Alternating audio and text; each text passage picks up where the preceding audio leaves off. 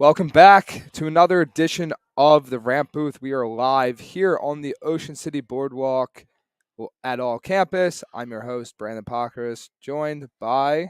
What's up, guys? John Coyle here. Beautiful day out here on the Ocean City Boardwalk. If you guys get a chance to get down here, come on down. There's sun's out, breeze is nice and light.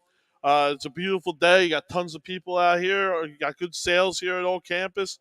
We still have all the custom hats and everything, guys, but they're going fast. So come on in. Yeah, and we got a good show for you guys here today. We're going to be talking some Mets, some Phillies, discussing, where these two teams are at compared to when we last talked, and then just some other sports talk. And we're excited to get into it. And I think without further ado, we're going to jump right in. So where do you want to start?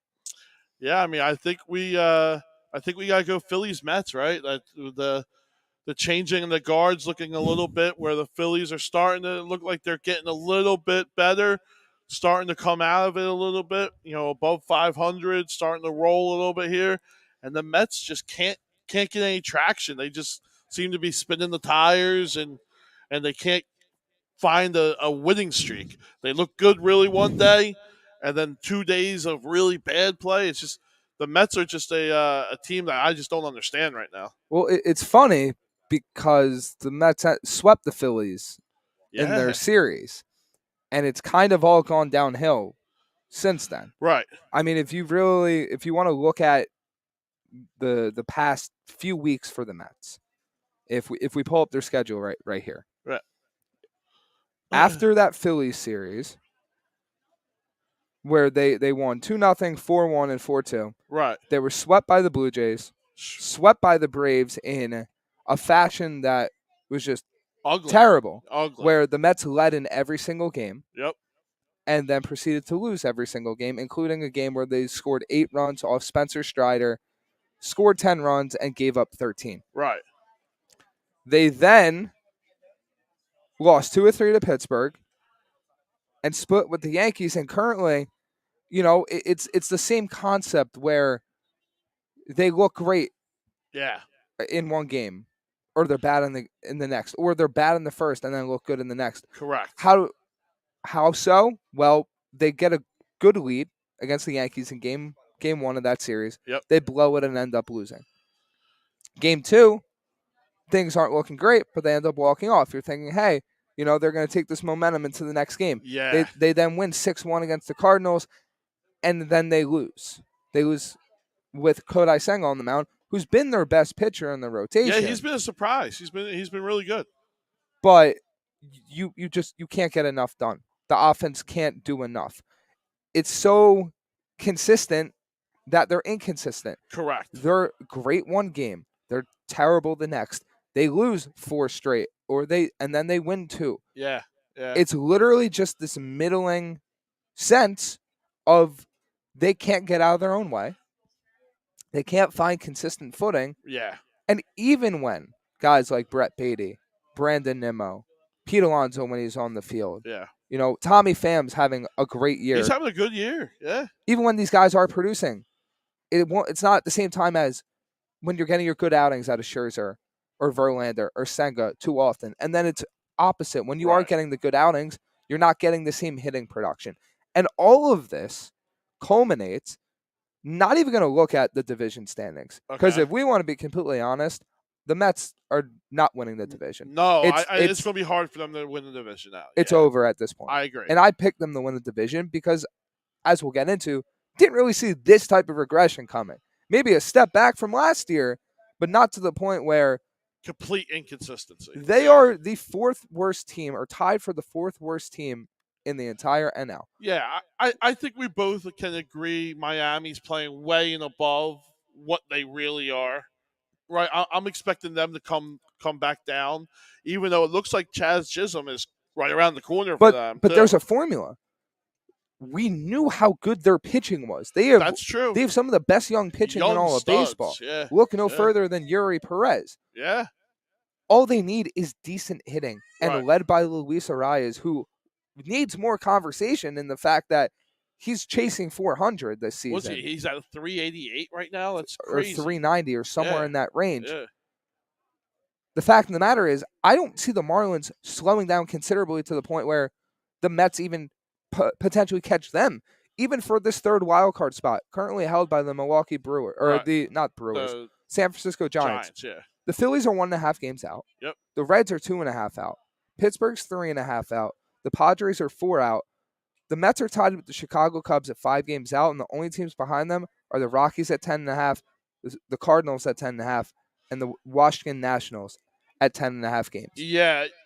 At no point did you think in the beginning of the year that the Mets would be in this situation. Nor did we really think the Phillies would be in this situation. Both teams are still underachieving what they should be and where they should be. But just speaking on the Mets, it's even worse than what you expect. To where when trading, are you guys a seller?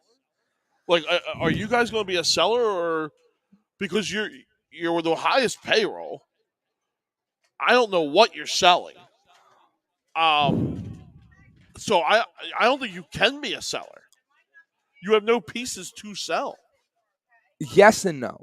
You can be a seller, but you aren't selling off all these parts. Maybe someone is interested in taking a Carlos Carrasco off your hands. Someone is interested in taking a Tommy Pham off your hands, where you know these guys aren't a part of your long-term future, and you can recoup some assets by sending out Pham. Maybe you're calling up a Ronnie Mauricio. That's true. To just get a good look at him if you know you're out of contention, which that's a completely different conversation if and when we reach that point. Maybe you're selling off and Mark Canha, maybe these and Eduardo Escobar, these guys around the roster. Right. I don't know if they would sell off a Justin Verlander.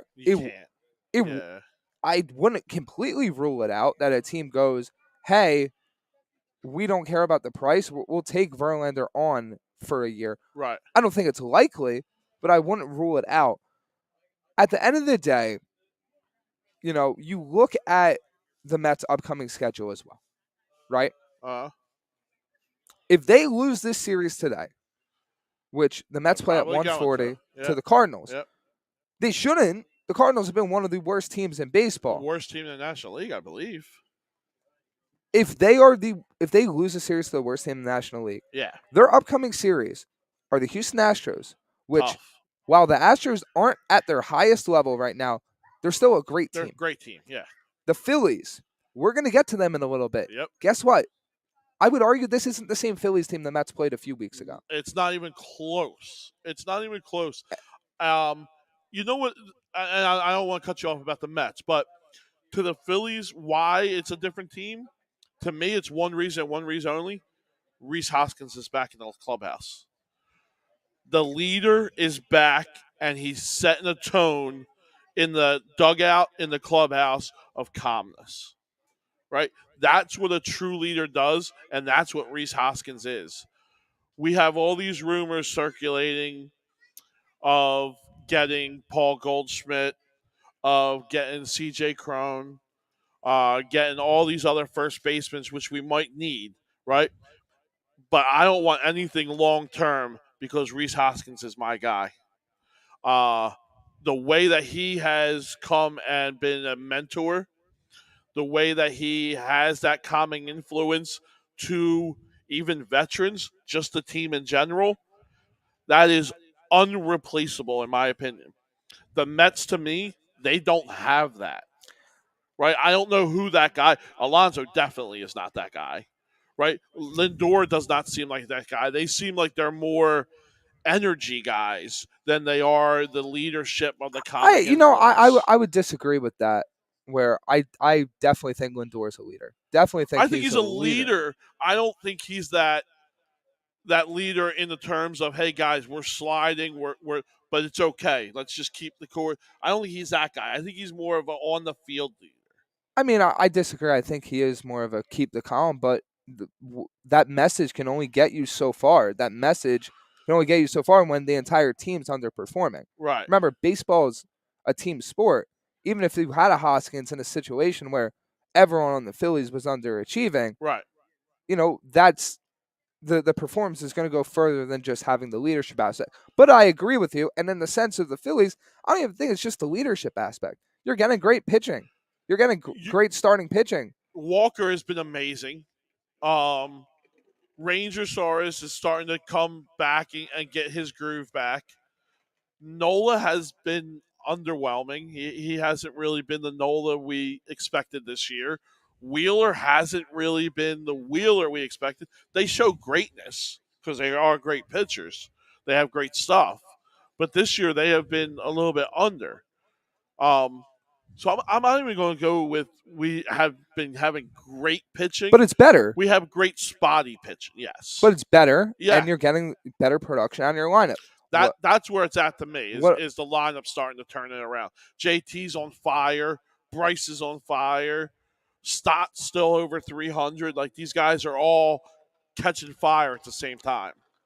And to circle it back to the Mets, after the Astros and Phillies series, they go Brewers and Giants, and then in July, your first 3 series in July after the Giants series are the D-backs, Padres, and Dodgers.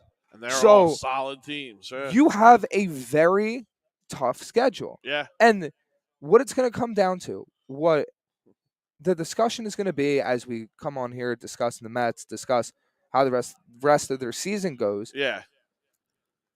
Does the talent that everyone knows they have, the talent that they paid for, because Right. this team is filled with talented players, very good baseball players. Yeah, I mean, you got some Hall of Famers on the team. Does Yeah. the talent start to show through, or is this team just a inconsistent, middling baseball team that is barely going to make, or just is simply outright missing the playoffs? That's the question. At what? And you're right. That is the question. At what point, as a fan, do you say, "Hey, maybe these guys, Scherzer, Verlander, Lindor, maybe they're just over the hill and coming down"? I don't think Lindor is anywhere close to You don't over think the so? hill. I mean, he's closer to the top of the hill than he is at the bottom and going up. Well, right? I'm just in a sense of he's having a bad year, but he had the literal He had a best great year last He year. had won the best season of his career last year. So did Verlander. Verlander's also 40. Lindor is Yeah. like 30. Right. I don't think those two are comparable in the slightest. Hitters have bad seasons. Hitters have down years. True. Lindor still has over 40 RBIs to this point. Like, he's not terrible, but he's not the same type of player he was last year. And you know what? Correct. That's okay, because he still gives you great fielding. He is still he's still an elite fielder. Yeah, he's a Gold Glove defenseman. Yeah. He is one of the Mets' most valuable players. The problem is, you can't just have him on top of Starling Marte, on top of Mark Canha, on top of the rest of your roster underachieve. Right. And I think it's going to reach a point, and you could argue we're already at that point, where the Mets just simply are what they are. And that's okay. Teams underachieve. The optics are obviously going to look a lot worse considering what the Mets put into this year. I was just about to say, it's hard to say you're an underachiever when you're at the top of every luxury threshold. I'd argue the Mets really are. It's like a fake spending, because they just retain most of their players. They retain their core, and that's good. The guys they retain were looking and shaping up to be the guys that are going to carry this team. Look at Brandon Nimmo, fantastic year.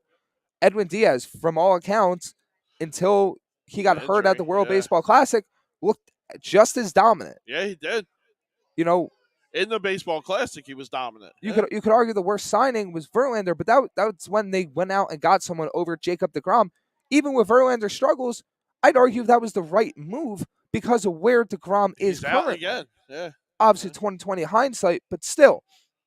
The problem is the guys you already had on their contract. Right.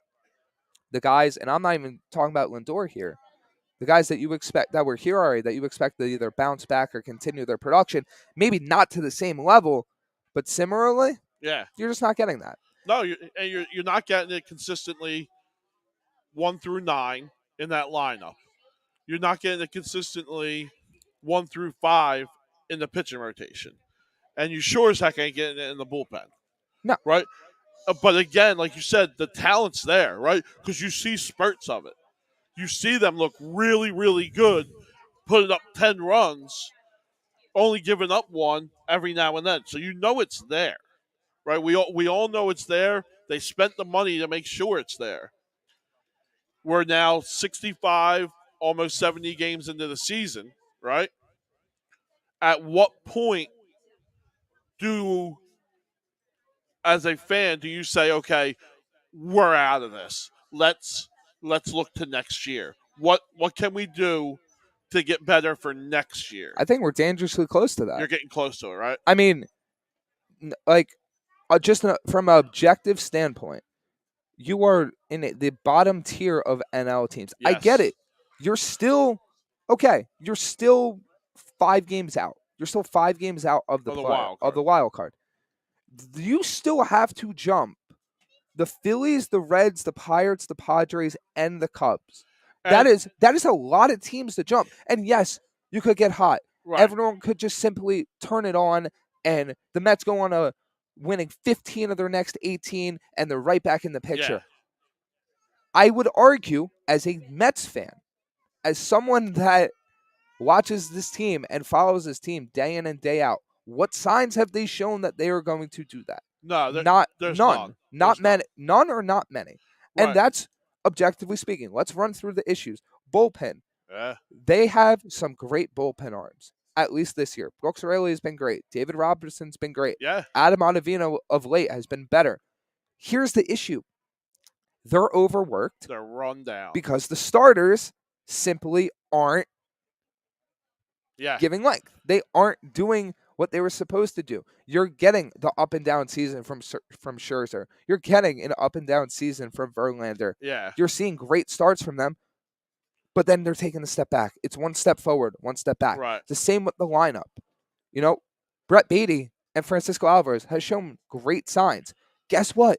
You can't expect rookies to lead your team when the rest of your lineup, outside of really Brandon Nimmo and Pete Alonso, aren't picking up that pace. Tommy Pham is having a better year. But can you really expect Tommy Pham to be a middle-of-your-order bat? No. Can you expect Mark Hanna to be your 5th or 6th hitter? Right. That's the problems you're running into here when you're not getting a season like you got from last year from Jeff McNeil.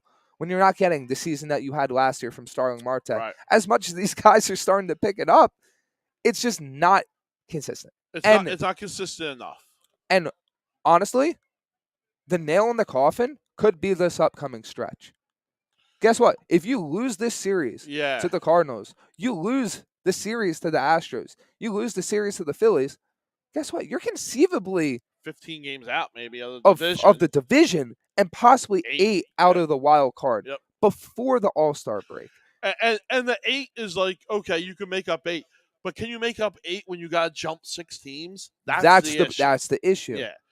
You can go on a nice, like you said, 15 and 18, right? That can happen.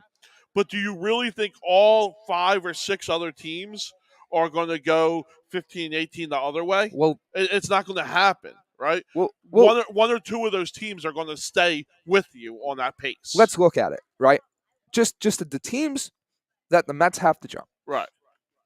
The Phillies, we're going to get to them in 1 second. Yep. There's no way the Phillies go on an absolute skid.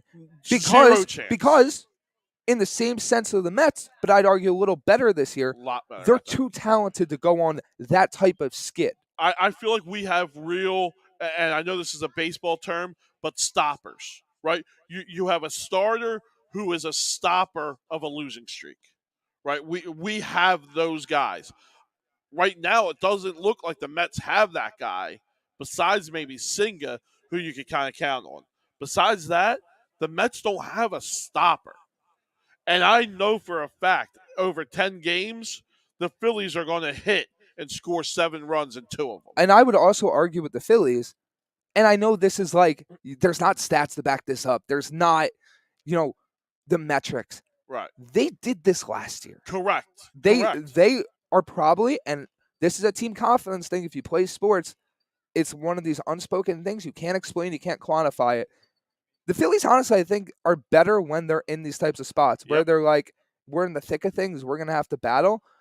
That I don't see a team like that unless all of a sudden they get hit with a swarm of injuries, which we've seen happen plenty of times in the Yeah. sport. Yeah. I don't think they're going to fall off to the point where they're falling behind 4 teams in the No, wild card. and we If love any, it. if anything, I see them jumping a team.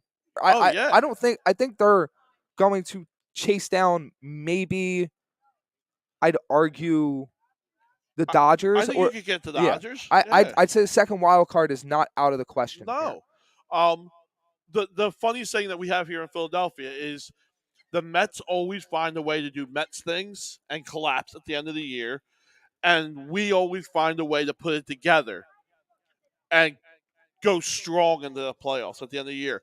It's just what has happened the last 4 or 5 years, with both of our teams. I just don't even think it's like a Mets gonna Mets thing. I just think just the structure of this team, just of the Mets, is just they're just not That they're not succeeding right that's now. a scarier statement than what I thought. Right? If you're saying the structure of the team you don't like is a problem, I'm just saying this year, I have confidence in you think Cohen. you could keep this core together next year and they're going to be better? I think Cohen's going to add to it, and Cohen's going to make the right additions. Okay, Because with that type of owner in baseball, you're never out of it. true. You're always going to find a way to improve. Maybe they're not the front runner, but the Mets could end up with Ohtani, and that could change everything. That changes. Ohtani is the ultimate game changer this year. But that's the thing. They could go after Ohtani. They could make 3 trades in the offseason. The Mets are never going to not make a move to try to get better. They're always going to try to get better. They're not going to be the team, regardless of taxes, regardless of any of that. They've already showed they don't care about that. They're always going to try to get better. It's just a matter of, hey, the team isn't working this year. You're not going to throw in the towel, but you're going to probably rearrange some things, right? Move some assets around, and get ready to go all in next year again. Yeah. But back to what we were saying, the Reds. I think the Reds are looking good. I think the Reds are one of those sneaky good teams. Yeah, and they get a couple bats back from injury. They should be getting them back in a couple weeks. They have some of the most exciting young prospects in baseball. Hunter Green is absolutely stud. Some other prospects that are ready to get called up. You have the Pirates, who have been a surprise. Yeah. I think that's probably the one for me, looking at the teams the Mets that need to jump. Drop. Yeah. I think they should, if things go relatively right, which that's a bit of a tall ask, they should be able to jump Pittsburgh. What is the deal with Cruz or Neil Cruz? I think he's still a few more Is he months done away. for the No, year? He should be back in August. Okay. But the problem with that is you have the Padres, who they're going to get hot. Who the Padres, with all the talent they have, they're more talented than just about any other team in the NL. Yeah. They're going to hit a streak. Yeah, they're going to catch up. Just simply off the fact that you have Juan Soto, Manny Machado, Fernando Tatis, who is having one of the most underrated seasons. Correct. He's been on fire recently. Recently, at the beginning of the year, he was a little shaky, but recently he has stepped up. He's still close to double-digit home runs, and he didn't play the first half of the year. True. And you have other supporting pieces. The one weakness, once again, could be their pitching, but I'd argue that I'd put the Padres talent-wise up against any other team in baseball, and they have a shot. If they hit a streak, they're going to immediately jump to one of those wild card spots. And the Cubs, they're top of the Mets record. So even if the Mets, jump the Cubs and the Pirates, you still have to go through the Padres, the Reds, the Phillies, and catch the Giants or the Dodgers or the Marlins. That is, look, I get it. Today's date, it is June 16th. Yep. Or my bad, 17th. June 18th. Is it 18th? Sorry. That's a tall order for even a team as talented as the Mets. There's a part of sports where you can dig yourself too big of a hole that no matter how good you 100% can at be, the end, you can't catch it. You can't catch it. Yep. That's the problem with putting yourself into this spot. Peter, and they say it all the time, right? You can't win the division or the wild card in the beginning of the year, but you can lose it. Big development. Pete Alonso is being activated from the injured list today. Okay. So that's a big addition for the Mets. Obviously, might take a game or two. Is he in the lineup?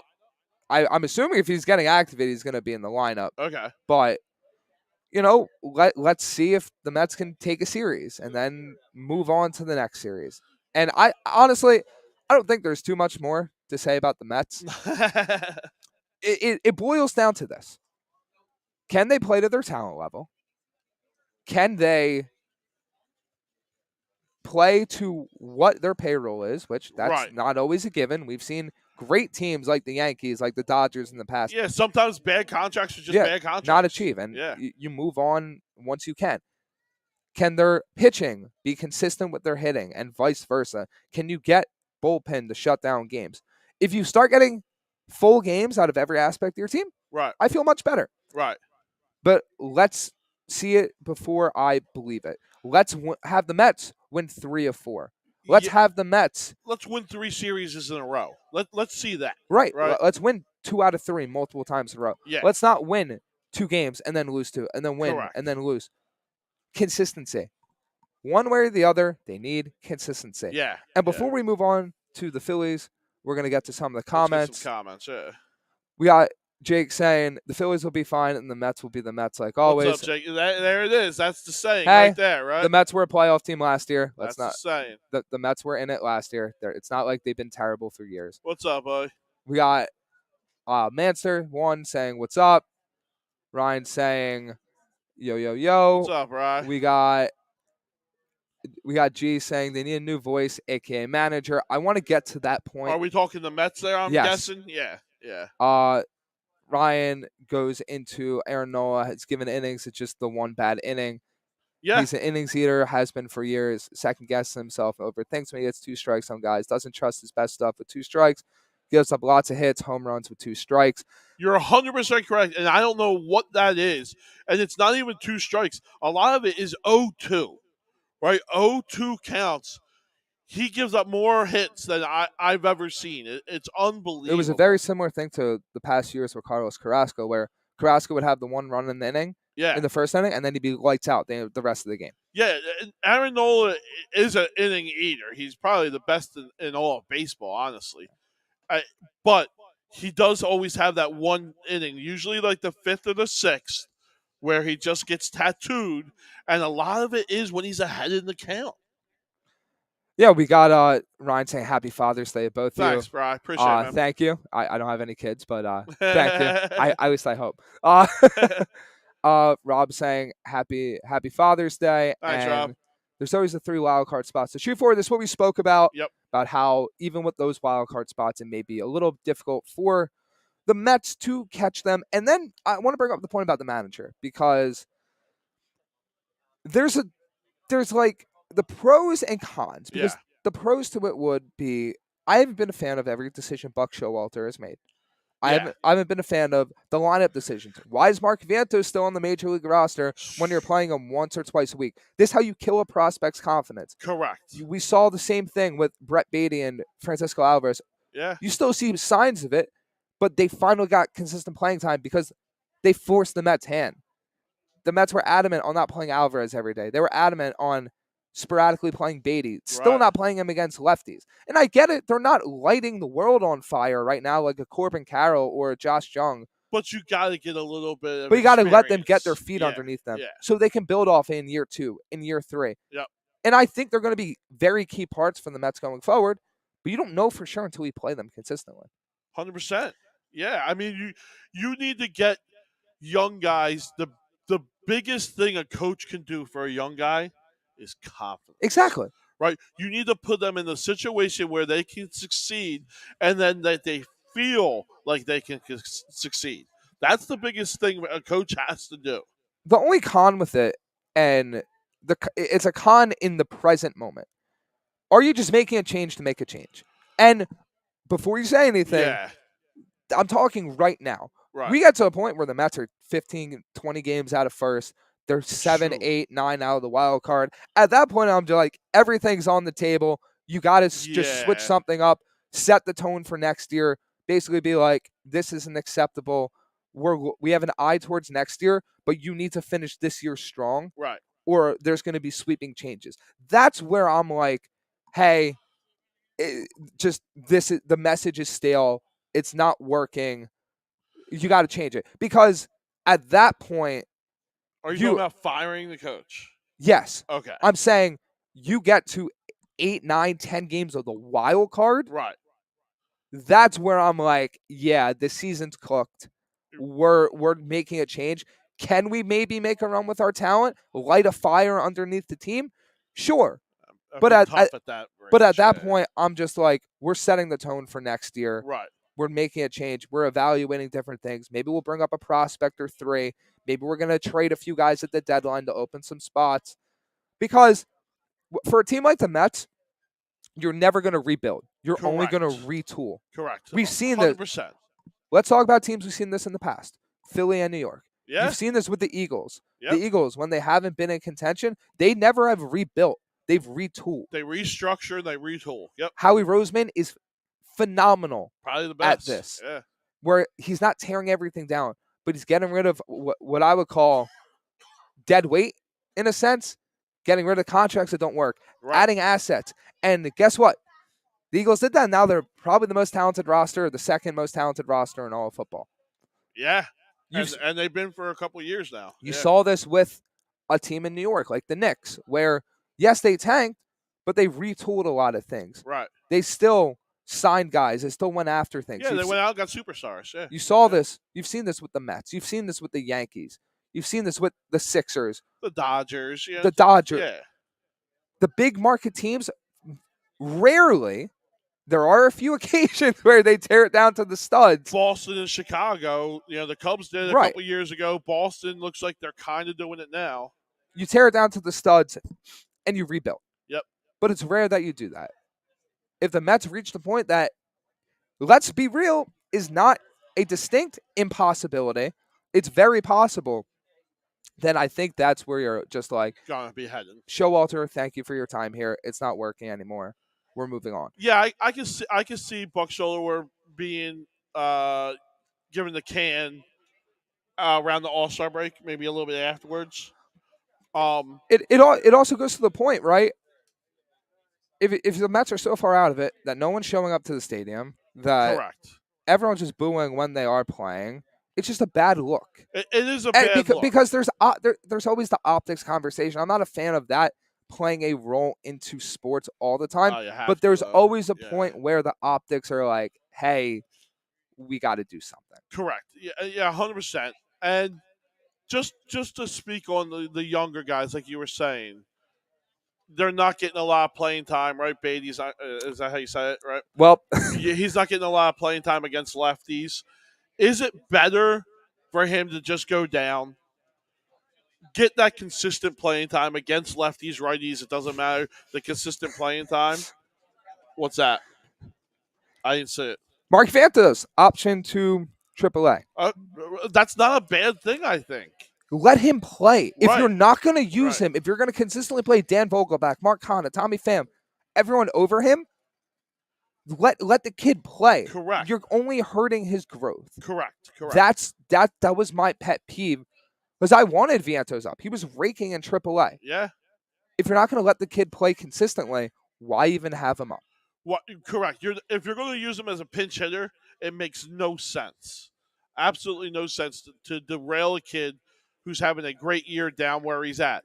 Let him have the great year. Let him come into spring training with confidence and on fire, and let's see what happens next year. But you bring him up now, all you're telling this kid is you're not good enough yet. Yeah. Right? That's all you're telling him by sitting on the bench at the same time. We have this conversation with Stott, right? Bryson Stott, because we had DD Gregorius last year. Yeah. Right? So that was the big conversation. Hey, Stott needs playing time. Stott needs playing time. And I remember hearing that all the time. Right? We fired the coach. We let go Didi. We just outright let him go. Stott was our guy, and now look where he's at. Right? You give a kid confidence, that goes a lot further than any talent that he has.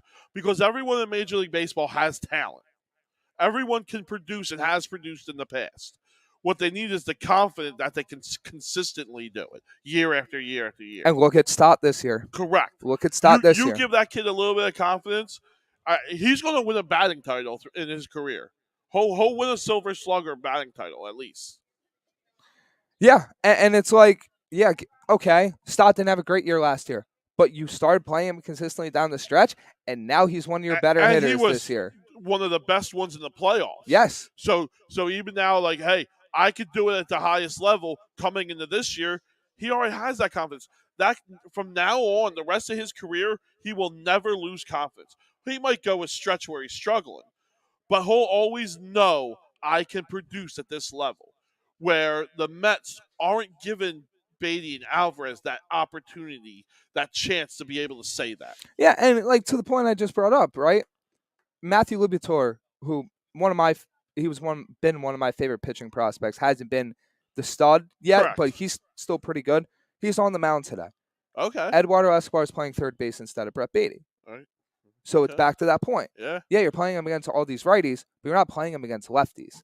The only way he's going to be better against lefties, at least in my opinion, he may not be doing great against them right now, is seeing those at bats. He's got to do it. Yeah, he's just. If you expect him to be your third baseman of the future, why isn't he hitting against lefties? It's not like you're in a playoff spot right now. You're still contending. No, and the funny thing is when we say you got to do it, it doesn't mean you got to do it in the majors. You just got to do it. He could do it down at AAA, right? Send the kid down to AAA and let him do it.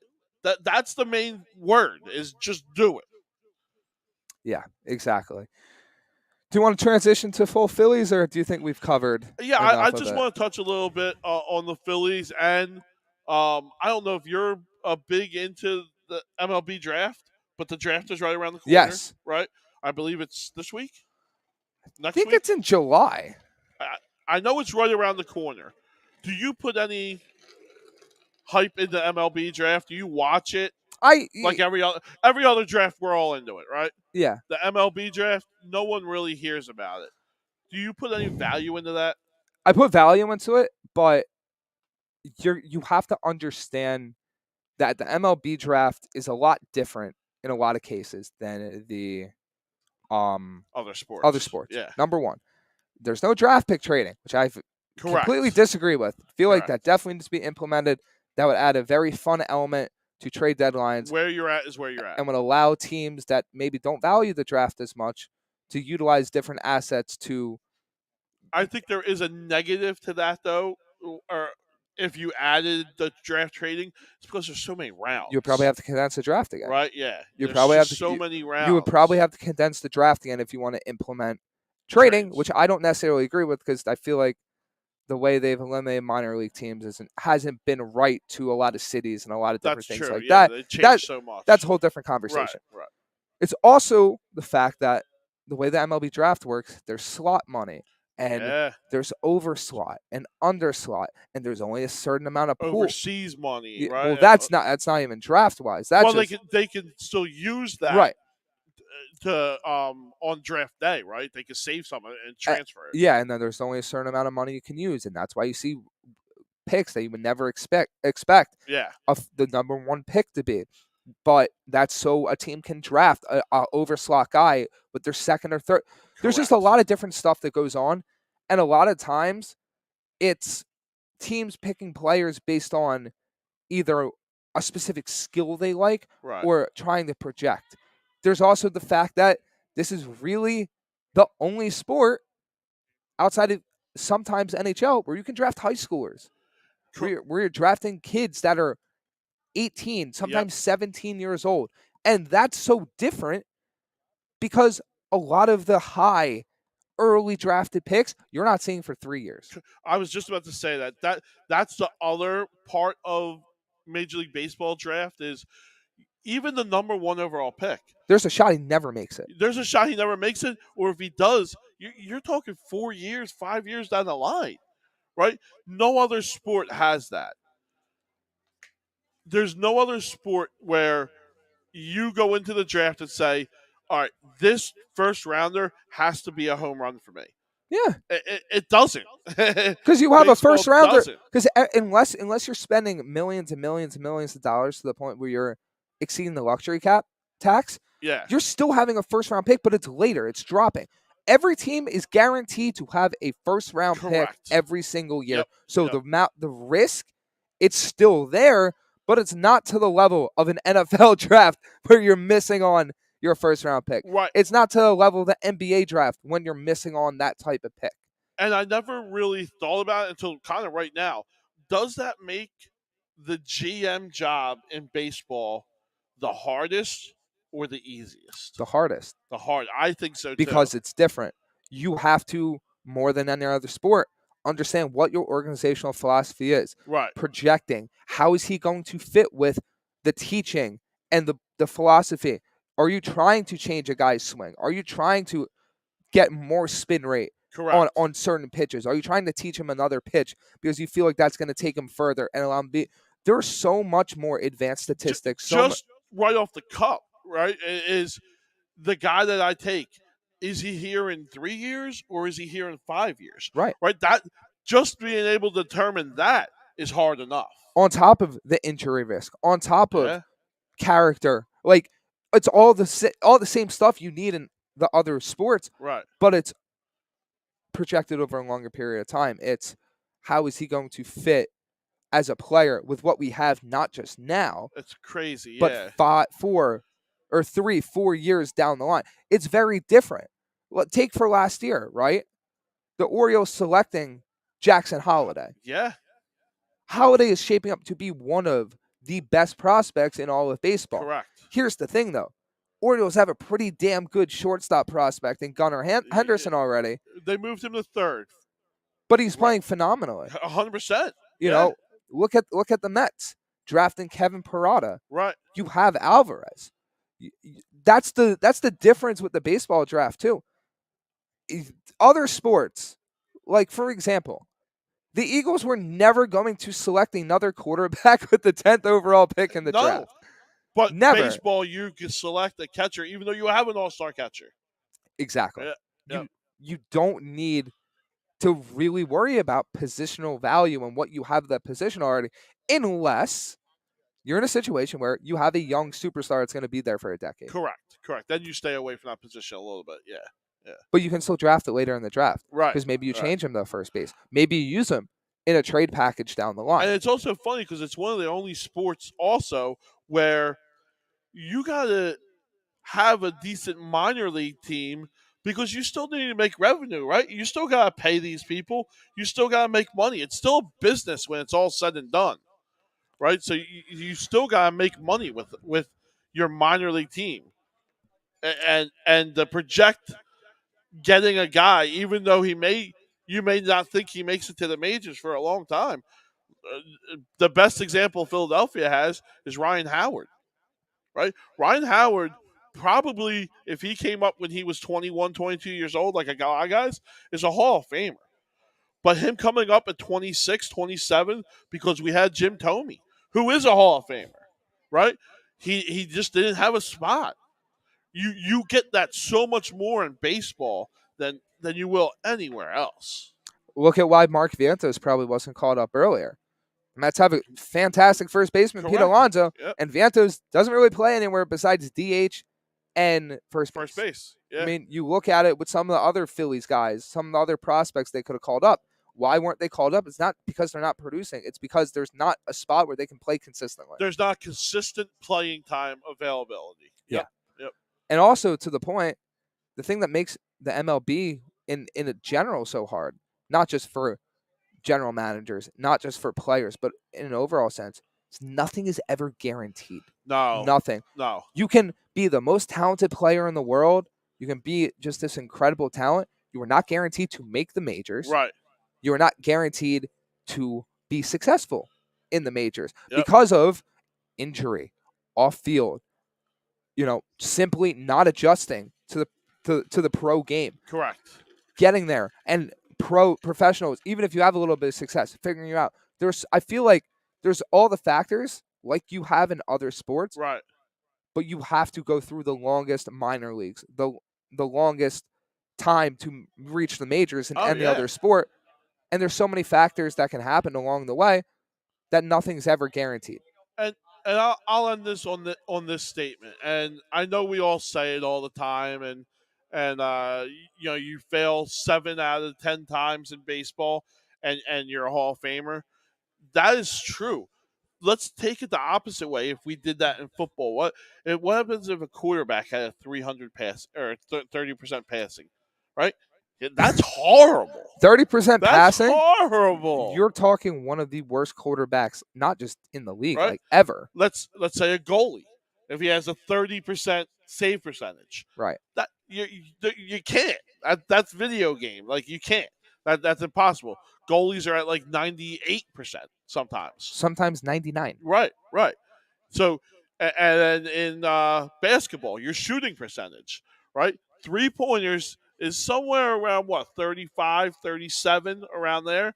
Even that is way above the 30 for baseball batting average. It's just, it really is crazy how you can fail so much at baseball, but you're still an all-star. You're still a Hall of Famer. Yeah. It's a great sport. Brian says Phillies will be in the playoffs. Mets are in real trouble without Alonso. It's a good thing they're getting him back, but I could argue they're still What's up, in bro? trouble Yeah. regardless. And then to the last point, yeah, that's why all levels of baseball need to be paid adequately. I agree and with you. that's I think the minor leagues needs to step up yeah, a little bit. that's the thing.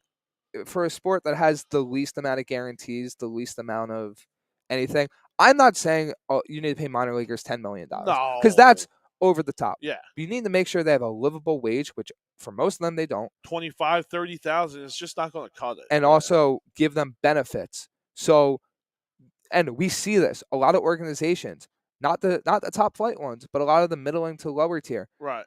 They don't have the adequate food, the adequate care. And that's just transportation in general too. That's never made sense to me because shouldn't it's just like, for me it's like simple economics in the sense of you're making an investment.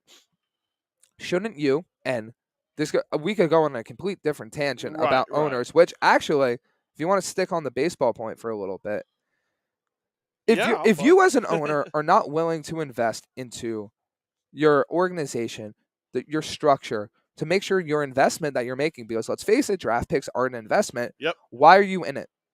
I feel like every owner should invest a big infrastructure into the minor leagues, because the more you invest in your minor league talent, the more you invest in the infrastructure, the data, giving your players every asset possible, what is that going to make your players have a higher success rate of succeeding in the major leagues? When guys have, and even as someone that didn't play at the highest level, when I was having to worry about all these different factors, guess what you can't focus on? Your job. Baseball. Yep. When you have to worry about how you're putting food on the table, where you're living, all in conjunction with trying to train to make the majors, you're not, your energy is not 100% invested, and even taking away 5% of that can make all the difference in the world at this high level of the sport. I'm gonna play a little devil's advocate to that. In general, I do agree with you though, but baseball is a little bit different. If I'm speaking towards the owners, to where there's no salary cap, right? There's no fear of me spending too much. There's never too much. A team like Oakland, a team like Kansas City, a team like Minnesota, they have to do it the way you're speaking about, where they really need to focus and pay a little bit more attention to the player development and put a little bit more money into that and the caring and development of players, because that's the only way they're going to get good, is through that way. But a team like the Mets, the Phillies, the Dodgers, the Yankees, like your bigger markets, Boston, Chicago's, Houston's, right? They don't really have to care about their minors because a lot of their guys aren't coming up through the minors. I mean, I would disagree completely with that. They 100% have to care about their minors. Because you can go out and spend money though, but and get guys. But if you make trades, what are you trading? You're trading prospects most of the time. You have to invest in your minors. No, I don't think so. You're trading prospects, right? In baseball, you're trading the hope that these guys will be good.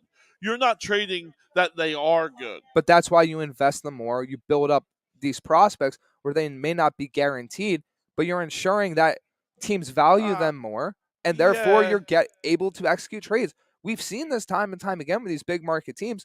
Why don't they get the trades done? Because they don't have the farm systems to get them done. That's true. You're right in that statement. I'm just saying a team like Tampa, a team like Oakland, when they make a trade, they're more saying, "Hey, I can develop this guy better than you can. That's why I value him a little bit higher." But these teams don't even. But this goes to the point too. These teams, even with billionaire owners, they don't invest in their teams. You're talking about these low tier teams. They don't really invest in teams. You want to talk about the A's?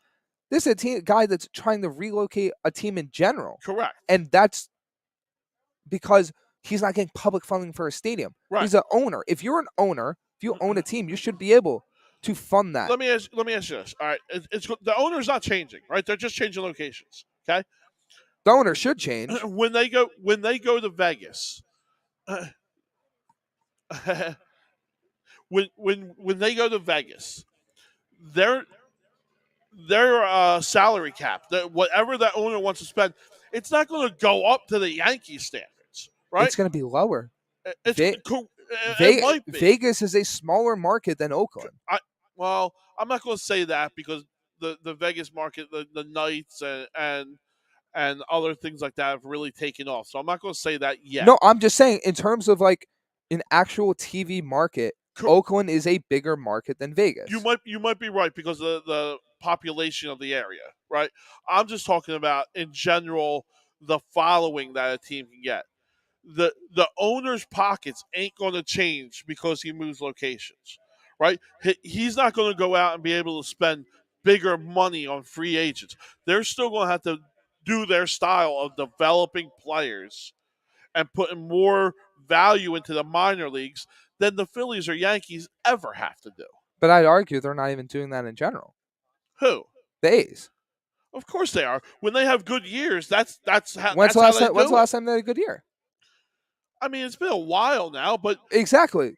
You have these teams that but you can't expect that every single year because when you do develop a guy, you only have them for 3 or 4 years, and then they go get big money somewhere else. You can't. It doesn't happen year after year after year. Tampa's like the only exception. I don't understand how they. I'm just saying in a general sense, these teams need to invest more into minor leaguers. They need to invest more in their teams. I agree. I'm like a hardliner in the sense of if you own a professional sport, invest the money in the team, invest the money in building the infrastructure around the team, and quite honestly, if you can't sell it to someone that will. Yeah. That's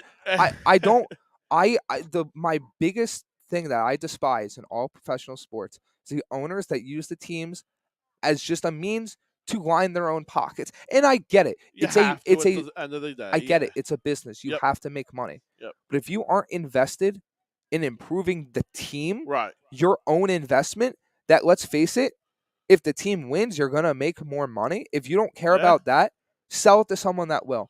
There are plenty of people that want to get into owning a professional team. There are plenty of people. Look no further than the Mets. Yeah. The Mets were up for sale.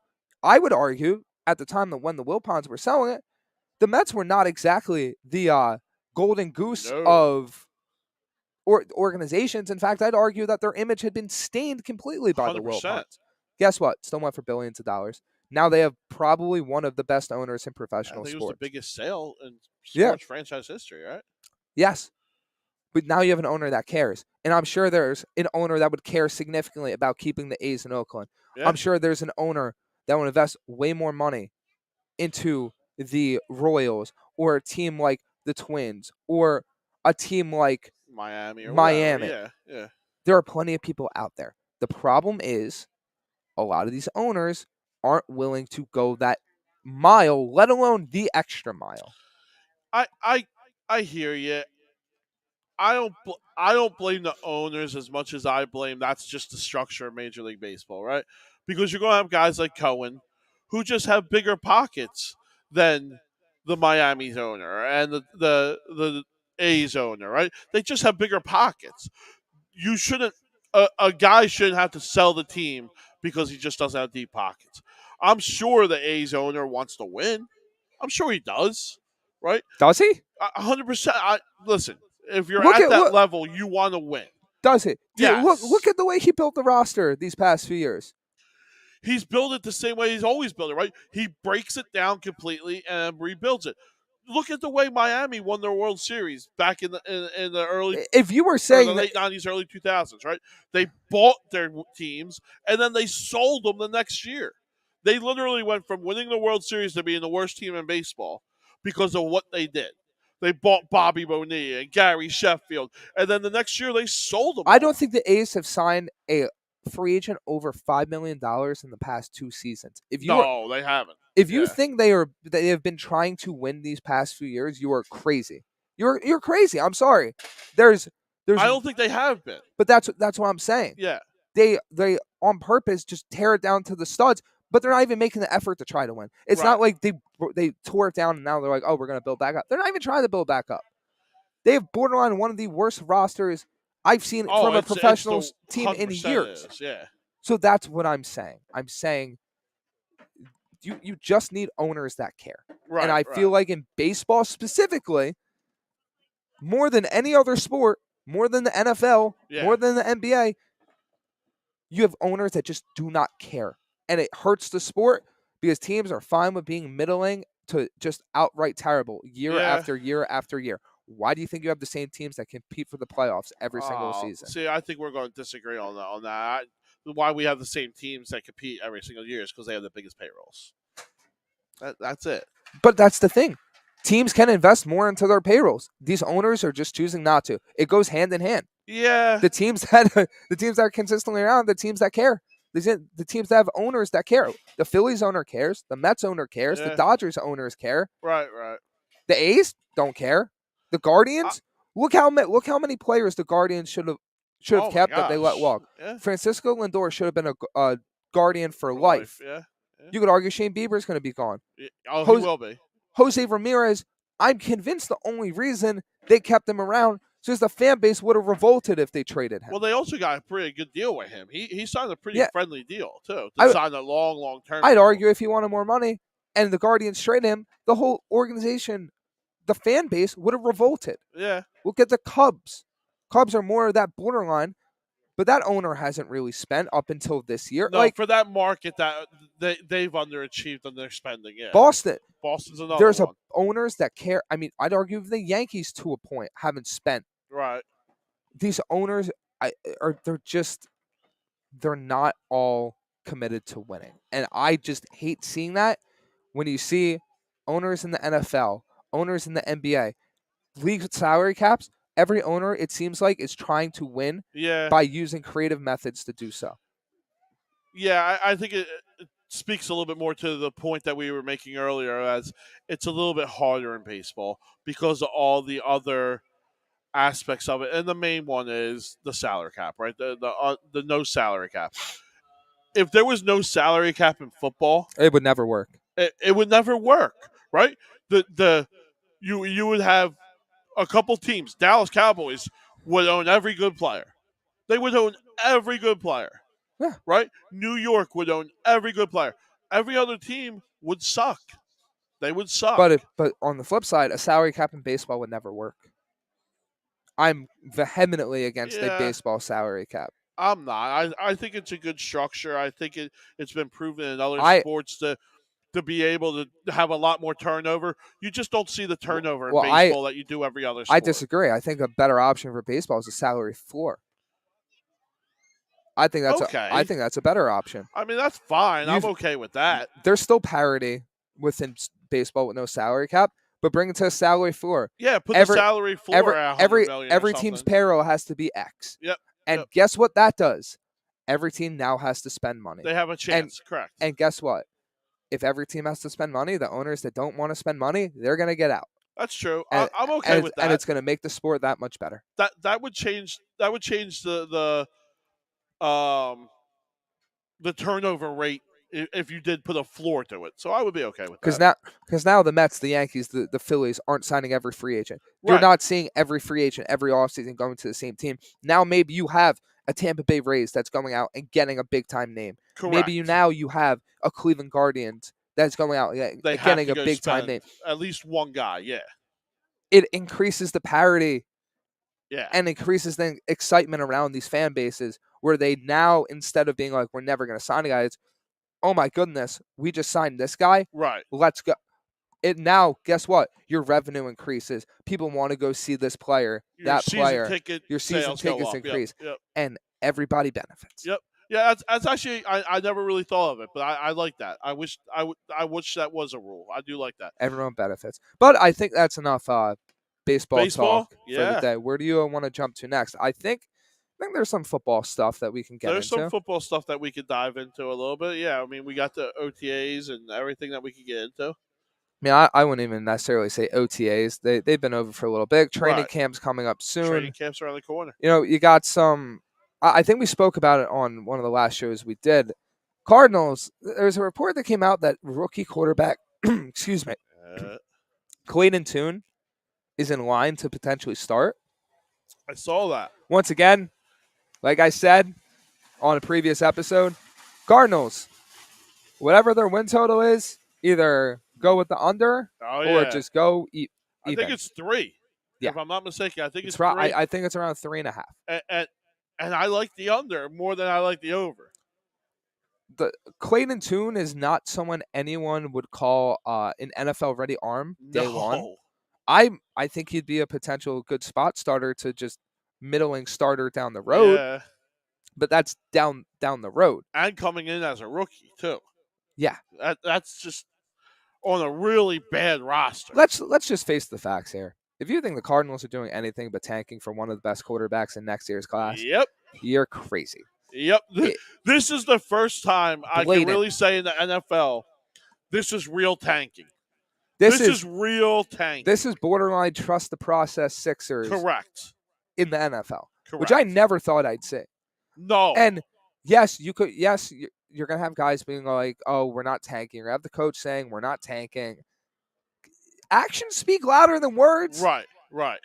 If this team trades Budda Baker or Isaiah Simmons, which they're trading Baker. I think Budda Baker is going to. Which I wouldn't say it's 100%, but it's not like anyone's going to be surprised if it happens. No. I mean, a Budda Baker would fit great on, and I right here looked into this. The Eagles. Right here. What's the 2 positions I'd argue or 3 positions I'd argue the Eagles would potentially need help at, if anything. One of the offensive guards for depth. Yep. In the sense of maybe you don't want Tyler Steen starting. Yep. Weak side linebacker, where that's always been a need. You're not getting. The Eagles don't invest money in linebacker. We know this. Yep. But that'd be an addition. And safety. Safety. To me, safety is the biggest need that can impact the team. And on top of the Eagles, I'd argue there's probably about 15 other teams that would love Budda Baker. Because safety, lots of teams need safety help. Yes. In the cover 2 era that we've gone to stop a lot of the deep passing, the zone defense, you need a rangy safety. Yep. You need a guy that can make plays. Budda Baker makes plays. You throw him in that Eagles defense is terrifying. Yeah, I agree with you. Because not only do you have the 2 lockdown corners, not only do you have the pass rush, now you have a guy that's just running across the back end. And we have a nickel in Maddox, who is really good. I'd argue the Jets would benefit from him a lot. I'd argue if you went down the NFL team list, a lot of teams would need him. Yeah. Same thing goes for Isaiah Simmons. I think Isaiah Simmons goes to the right defensive coordinator. He's Hassan Reddick 2.0. I think he's better than Hassan. the athletic skill that guy possesses is better than maybe anyone in the NFL. But he needs to find a coach that really knows how to utilize him. Hassan Reddick 2.0. Hassan Reddick had spurts of talent that were fantastic for the Cardinals. Yeah. Guess what? The Cardinals never figured out how to use him. Yeah, they dropped him to the coverage a lot. It's just ridiculous. And Isaiah Simmons is a more, like you said, a probably more athletically gifted Hassan Reddick. Right. You get rid of those 2 guys, I don't know what guy besides Kyler Murray even has long-term value on the roster. I don't think there's anything. There's nothing. You have the rookies, you have your Paris Johnsons, but that's a part of the rebuild. You don't know what those guys are yet. It's 100%, yeah. And I'm sorry, if you think Kyler Murray is even going to want to play for a team that is tearing it down this far to the studs. You thought he was a problem before? Yeah, wait until the middle of the year when they're 0-8, right? He's going to become a real problem. Here's the thing. I don't blame him in that situation. No, neither do I. It's not like he wanted to go through a full-blown rebuild. It's not like he wanted to hurt his knee and have all Yeah. of this happen. I highly doubt they wanted them to cut DeAndre Hopkins, who, when Murray is on the field, he has a phenomenal connection with. Yep. I doubt he wants his receiving core to be just as tall as him, Ugh. which, look, Murray is insanely talented. He can make it work. A receiving core that doesn't have a guy 6'1" or above, that doesn't work That in the cannot NFL. play. Yeah, I mean, just alone in the red zone, right? You can't score in the red zone, right? The field is shortened. You need the bigger guys that can go up and make plays. The littler guys just ain't going to have enough field to make it work and use their speed. The red zone is where this team is going to really, really look bad. Yeah, and I mean, they have a Michael Wilson. They also have tight ends into like Zach Ertz, but your top 3 guys that have been there, the guys that are most likely going to be starting day one, yeah, you don't have size. Yeah, I think Ertz is another one, right? Ertz is going to be another candidate to be traded at the trade deadline, right? He's going to be another one. It's just rough right now, and to even think, about a rookie quarterback behind a very unproven offensive line with no receiver, with James Conner, who I love as a running back. What's he got? 4.8 speed though. Like he's just not with. It's not as of now, currently starting receivers that are probably one of the smallest receiving groups in NFL history. Yeah. On top of a defense that has very limited talent at this point. Not saying they're completely devoid of talent, but very limited. Right. How do you expect this team to even lose a game by less than double digits? Yeah, they're going to go into every game being an underdog every game. That's not even bringing coaching in. You trust Jonathan Gannon? No. As a head coach? No. You didn't trust him as a defensive coordinator. You know what's funny though? It is Jonathan Gannon had to have come on to this with the expectations that we were tanking. And right, we all know Caleb Williams is the guy that they want. So he knows that this year, no matter what they do, his job is safe. Any other coach in the NFL, if they go 2-15 or whatever it is, they're done. You're axed. Yeah. You're getting fired. But there's zero chance Jonathan Gannon gets fired this year, right? This year, no. There's zero chance of that happening. Unless they didn't inform him that it was going to be a full-blown rebuild, which if that was the case, that's a completely different story. But I'm under this. I agree with you. I'm under the assumption that they definitely let him know. They really, and it's simple, right? Caleb Williams is probably the best quarterback prospect we have seen since Andrew Luck, maybe. And even without Williams, you have Drake May. You have some other guys. Drake May, that could be good. If you want to target a quarterback, this is probably the year to do it. Correct. But this obviously right now, a lot of things can change over the course of a college season. Yeah. But yeah, it's very, very interesting. And speaking of Cardinals, their former wide receiver DeAndre Hopkins, still a free agent. Just visited New England, right? Yes. Yeah. There's the rumblings that it could be mutual respect between him and Belichick. Right. Yada yada yada. All I'll say, if DeAndre Hopkins wants to go to the Patriots, you remember that podcast he did about everything he wanted, how he want all the quarterbacks he wanted to play with, how he wants the chance to win a Super Bowl. It hurts, wants to win a Super Bowl. Yeah, if he goes to the Patriots, it's all about the money. And 100%. And guess what? I don't blame him. No, because in the NFL, where especially a guy like Hopkins that's been injured a decent amount, where nothing is guaranteed the next day. No, they could. You can sign a 3-year deal, but they could cut you after one. Take the money. Yep. Always take the money. I always want players to get paid as much as they can. Correct. But then just come out and say, yeah, I don't really care about the playoffs all that much. I just want to get paid. This is my year. I want to get paid. Yeah. Yep. Just say you want to be in the number one and you want to get paid. Because guess what? You sign with New England, most likely that's what you're going to be. You're going to be both of those things. Yep. Instead of coming, hey, a team like us for Philadelphia, I would love to have him, right? We we kind of need a slot receiver. We signed one guy from Atlanta. I'm not even going to try to pronounce his name. I think Zacchaeus. Yeah, is that Yeah. yeah? Um, I don't know if he's that guy. We know uh, Watkins isn't that guy, so we do kind of need a slot guy. I would love to see Hopkins come right on in and be our slot receiver. Well, I mean, arguably, if you sign Hopkins, and this has been my thought, looking at the Eagles at least, you can now have wide receiver versatility. You now can mix and match where you line up A.J. Brown, Devonta Smith, and DeAndre Hopkins. And guess what? All three of those guys are very good wide receivers. Oh, my gosh. What's the main concern with Hopkins? Oh, he might not be his number one self. Oh, he might not Doesn't be have to be as now. healthy. Yeah. Hopkins is number 3 receiver. Yeah. His stats from last year, he had basically a little over 700 yards and 3 touchdowns. I'm sure the Eagles would gladly take that production. I will sign the paper right now for that. Because if A.J. Brown stays healthy, if Devonta Smith stays healthy, on top of you have Quez Watkins still, your receiver depth is great. Jalen Hurts has probably the best array of weapons, including tight ends. Tight end, yeah. And running backs. Yes, and running backs. Probably is one of the best weapons arsenal in the NFL, and he'll probably have an even better year.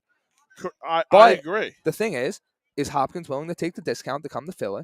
And you would have to. Is Hopkins willing to not be the number 1 or number 2? Because the problem you would potentially run into, right, is you have Hopkins. Is he okay with not getting as many targets as Devonta Smith and A.J. Brown, but having a really good shot to not just win the NFC, but win the Super Bowl? That's the balance. You would be the big favorite to win the Super Bowl if we signed Hopkins. That's the balance. Yeah. You have your best shot at winning, but you're probably not getting as much money, and you're probably not getting as much production as you're used to. Right. You could argue a Jets would be a great option. A Bills, a Kansas City. Kansas City is another one now. I'm shocked. I think he visited there. I think he's only visited Tennessee and New England. Really? Yeah. I'm shocked that Kansas City is not a little bit more on his radar. Well, the thing is, Buffalo, Kansas City have the 2 lowest cap amounts in the entire NFL. Okay. All right. They wouldn't have the money, but once again, it's the winning situation. The Jets would have the money, but are they willing to have Hopkins take away the targets from Garrett Wilson, which I don't necessarily think would be a great thing. I think he'd be a great addition. We went after Odell Beckham. You may have run at him, yeah. But then again, if you weren't willing to pay Beckham that contract, why would you pay Hopkins that contract? I'm with you. So it's very weird because you would think the Hopkins free agency would be very simple, but it's not.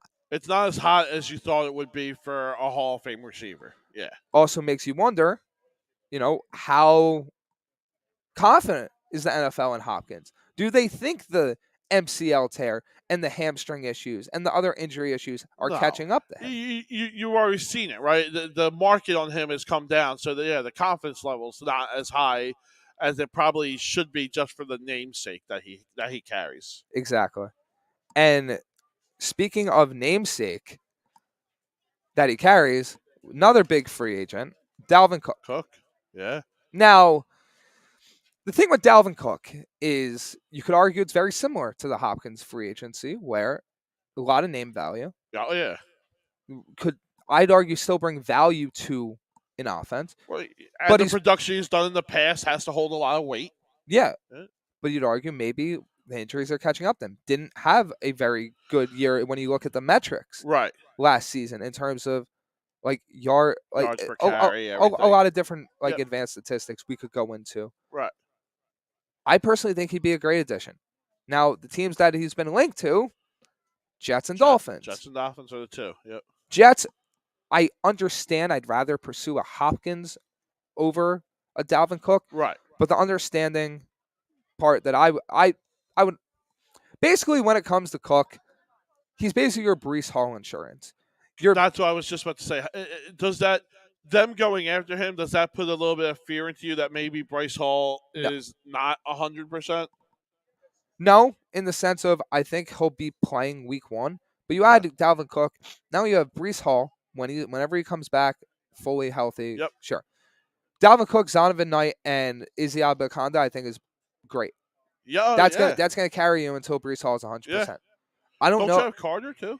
I don't. If they sign Dalvin Cook, I don't know if Michael Carter is long for their roster Okay. or Knight, whatever one they choose to keep. Right. Regardless, a 3-back tandem, 4-back tandem of those guys, very confident in. Right. You have the home run speed, you have the receiving ability, you have the in between the tackles ability from all three of them. Yeah. Yeah. It would be a nice mixture for the Jets to have. I think Dalvin Cook. Listen, Dalvin Cook's a great player no matter what. Yeah. Any team that gets him is going to be an upgrade. It's what does Cook again want? Does he want to go to a contender?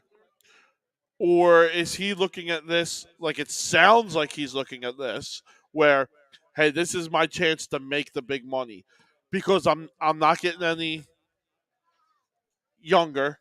Yeah. Running back's life shelf, we all know, is the shortest in all NFL. Is this the chance where he says, hey, I'm taking the money now, and then maybe 3 years I'll chase the ring? Yeah. If he gets there.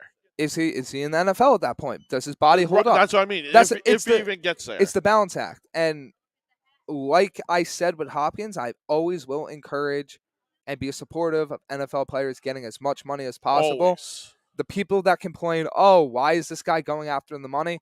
You got to understand. The NFL, players getting tackled, it's like getting hit by a low-speed train. You're in a car accident every time. You're in a car accident every play. The human body is not made to consistently play NFL football. No. So guys need to and should be encouraged by everyone to get as much money as possible. Yeah, I'm a big opponent. I hate when fans and people say, "Oh, he needs to play his contract. He's under." Shut up, because the team will cut you if you're underperforming. So when you overperform, yeah, go get that money. It is a business. Yep.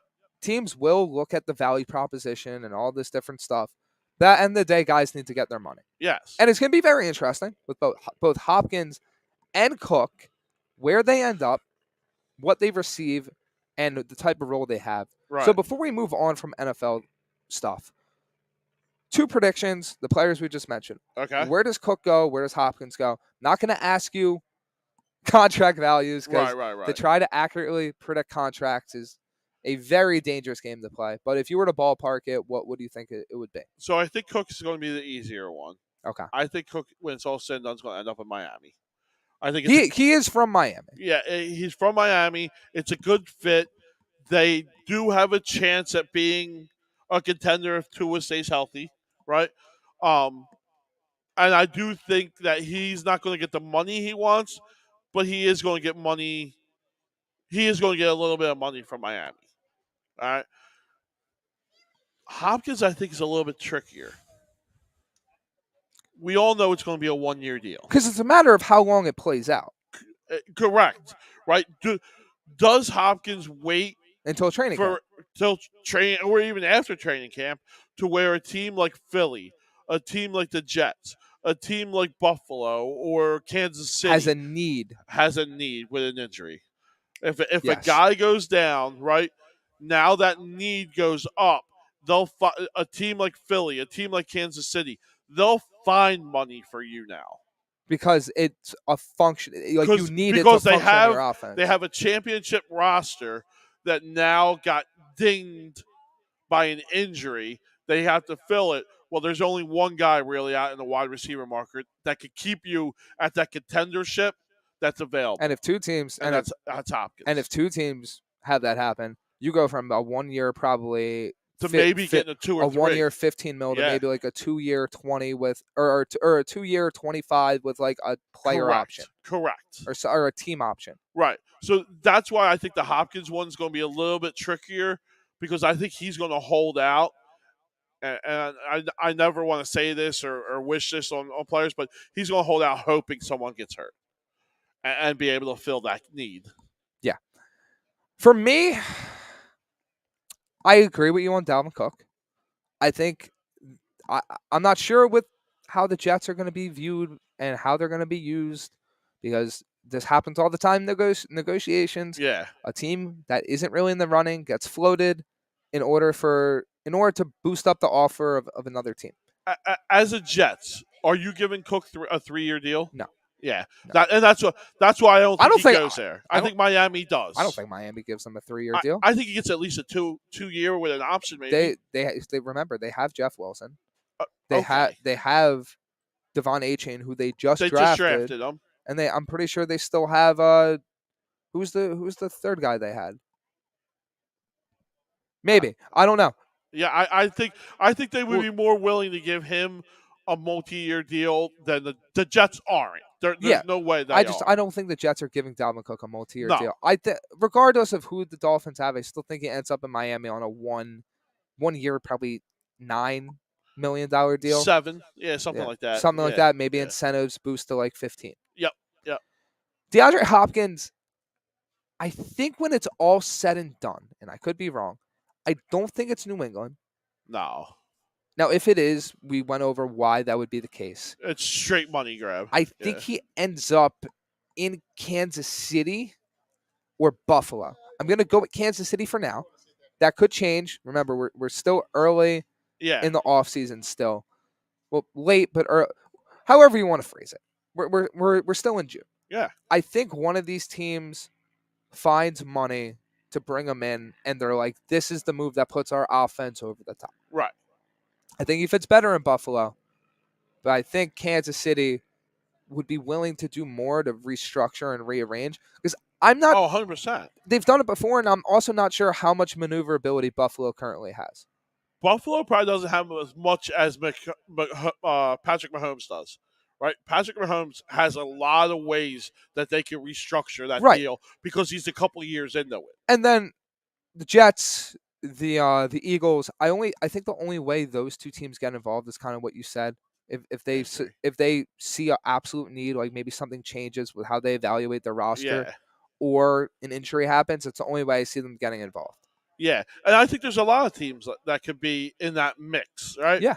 You look at the Chargers, Yes. right? You never know. Williams and Allen always are hurt, right? So you don't know what's going to happen in training camp and in expedition what's Preseason. preseason games. Um, if that's a team that comes up, the Raiders are another one, right? Hunter Renfro. I don't. The Raiders aren't contending, so I think the Raiders have a contending defense. I think they went out and got a quarterback that they are hoping. we'll see. I'm skeptical. I just think there's going to be a lot more teams the longer he waits Yes. that are going to be involved Yeah. than what he has an option right now. Absolutely. So that wraps up our NFL talk. Where do you want to go next? I mean, we have the UFC. We could touch on basis, Nunez going down as the greatest female fighter of all time. What's that? Laptop Oh, logo. yeah. Yeah. Yeah, Nunez going down as the greatest female fighter of all time. Hey, Will, grab the charger for the laptop. Yeah, I mean, absolutely. That was a very, very interesting fight weekend last weekend. Yeah. Obviously, this week you have Jared Cannonier beating, I think it was Martin Vittori, right? Yeah, and dominating him. Dominant fashion. The first round looked like you can't plug anything.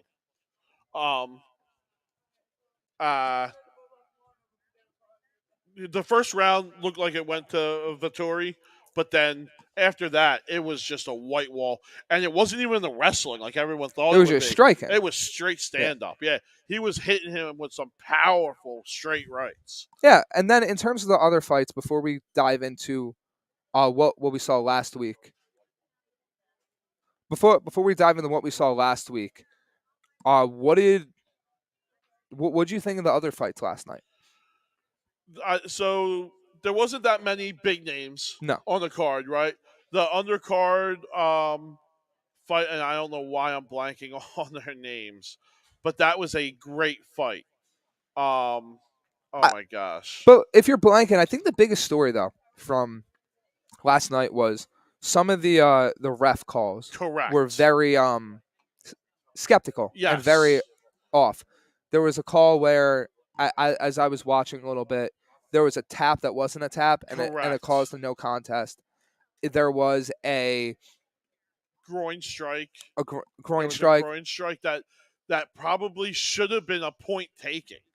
That wasn't. It was an egregious groin strike. And then you also had the late stoppage where the ref just kind of let the guy wail on the he kind of let the guy wail on him and then called it late. And that's the fight I'm talking about. That was the co-main event fight. Was that the accidental head strike?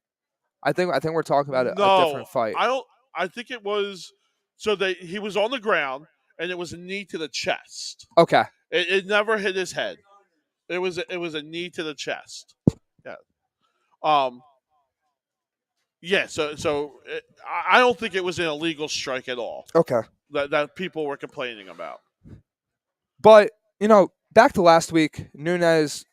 Isn't even really much to talk about, so to say. She dominated the entire fight. She retired. She's the best female fighter of all time. Correct. Talk to a wall. Correct. Simple as that. Yeah. The bigger talking point, I'm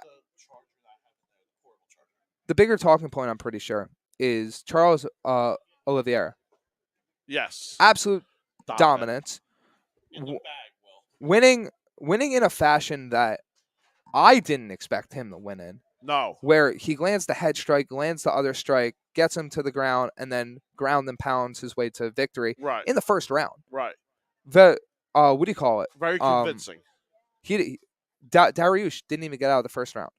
I think if the fight drags on, Dariush has a much better opportunity. Yeah. But Oliveira did not let it go any further. Dariush was the favorite going into that fight, too.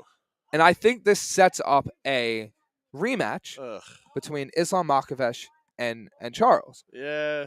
And the interesting thing is going to be how Charles approaches this absolute monster of a fighter. Yeah. How he approaches this just force of nature, this guy that people are talking about. Is he the second coming of Khabib? That's what they say. Is he the next guy that's going to go on this legendary run? Right. And I think Charles has the ability to give him a run, but I'm just not entirely sure. I'm not sold on it. Is he going to be the guy that stops him? I think he has a chance. I think he definitely has a chance. But is he the guy that stops this run? No, I think we saw it in the first fight. I don't think Charles took him seriously though. That's the thing. Maybe I'm not a big Charles Oliveira guy. I'm not. I don't think that he's a complete fighter. You don't. I don't really? think he's a complete fighter. Yeah, I don't think. That I think he is champion contender. I mean, he was the champ for a very long time. When there was nobody in the division, I think he was an intern champ with it, right? No, he defended his belt multiple times. I don't think that he doesn't wow me. He doesn't reign dominance over anyone. I think you were watching the wrong fighter. Nah. he was dominant for a pretty decent amount of time. He wasn't great to begin, and then he went on his run and he defended his title pretty well until he ran into Islam. And I think Islam is a great fighter for him to fight against, because Charles has to utilize his pretty good ground game. Right. He has to utilize his grappling, his submission. But that's not the game you can get in a fight with Islam, because Islam's going to out-wrestle you. Simple as that. He's going to out-grapple you. Yeah. Yeah, and I think if Charles keeps it on the feet, I think he has a good shot to outstrike him. We've seen Islam get hit before. Islam is not the unhittable, unbeatable force that I think Khabib was in some ways. Right.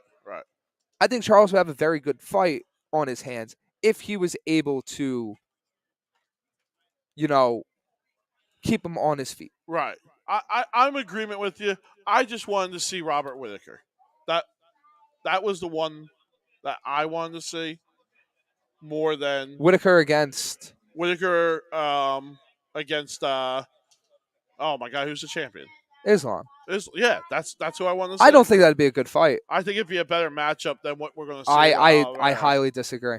Highly disagree. We'll see, because it looks like it's going to happen. Yeah. So we'll see how that turns out. The one that everyone wanted was the guy that Charles beat.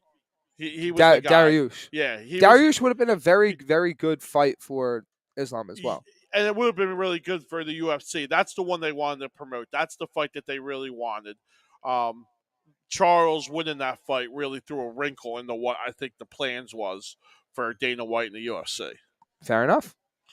I think we're going to have to end the show a little bit early. Yeah, we're having a little technical difficulties here. So I think we're going to sign off. Yep. But hey, if you guys are up here, stop in at All Campus. All subscribers get 20% off everything in the store.